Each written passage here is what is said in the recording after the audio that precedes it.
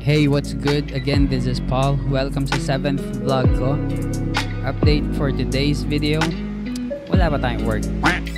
Pero, syempre, meron pa rin tayong ginagawa.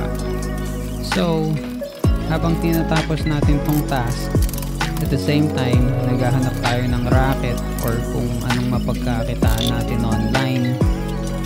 Kahit ano for now, kasi nga sa current status ko ngayon, nasa negative ako financially.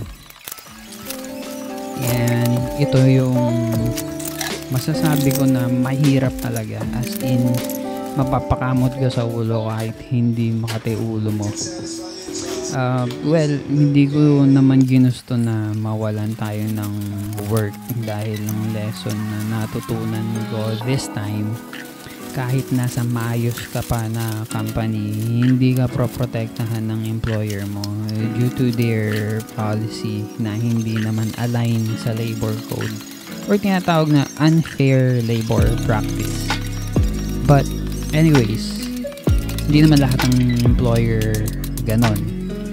Natapat lang siguro ako sa ganong klaseng employer na good standing, na akala mo good yung name sa industry pero hindi naman pala sa times na pag napunta ka sa ganitong situation. So, ang ending, ayan, walang work, na-offset yung salary ko. Tulad ng pinento ko from the last video.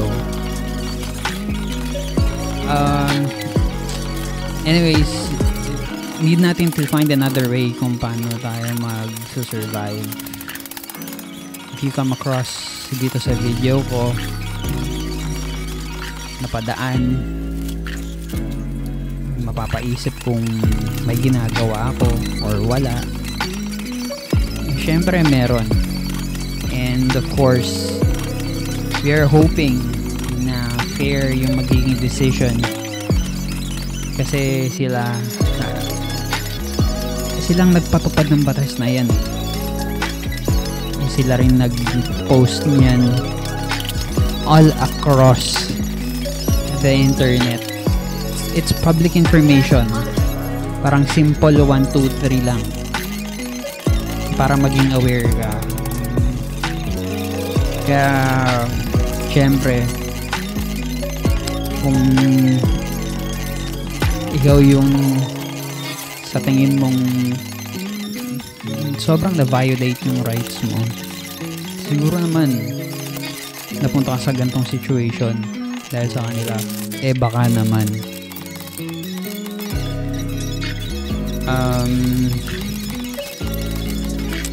ang nakakalungkot nga lang doon kasi tulad lagi nilang sinasabi, they are always under oath, which is totoo naman. Yun nga lang kasi Philippines to nakakawa lang kasi laging pinagtatawan ng Pilipinas dahil di naman ganon ka-strict or may ways pa rin na nakatakas yung mga ganong klase employer na alam mo yun, nakadismaya lang. Ayun, nag-vent out na naman ako.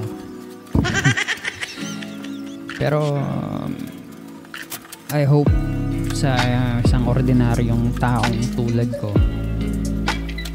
na humihingi ng justice, sana, I hope it will still be served.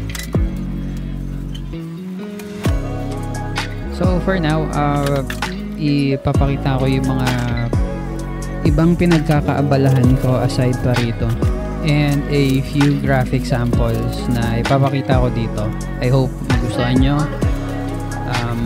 And I'm still looking for projects. Ito yung mga inaral ko before this happened habang nag-work ako, yung mga ganon. So if flash ko siya rito, I hope magustuhan nyo, makita nyo, and kung since freelancer ako sa mga gantong bagay, reach out nyo lang ako, mag-message kayo sa video na to, then we can work things out.